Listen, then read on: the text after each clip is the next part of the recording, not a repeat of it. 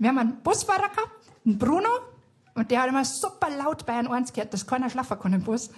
Und der Busfahrer Bruno, über den habe ich dann auch irgendwie nachdenken müssen.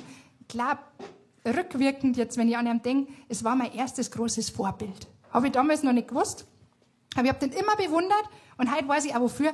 Der war cool. Der war todescool. Ich glaube wirklich, wenn der da so gefahren war und hinter ihm, weil die hintere Hälfte vom Bus explodiert, der war vorne einfach weitergefahren, der hätte sich gar nicht umgedreht. Dem war alles wurscht. Aber ich glaube, diese Einstellung braucht man auch als Schulbusfahrer ein bisschen. Also ich bin aus Recherchezwecken noch mal mitgefahren. Mach ich nie wieder. Allein dieser Geruch. So eine Mischung aus so Teenager-Schweiß, Kohlrabi, hartkochte Eier und so Deo aus dem DM. Boah. Und laut und echt, wirklich, wer sich mal wirklich was geben will, nehmt keine Drogen, sondern fahrt mal Schulbus.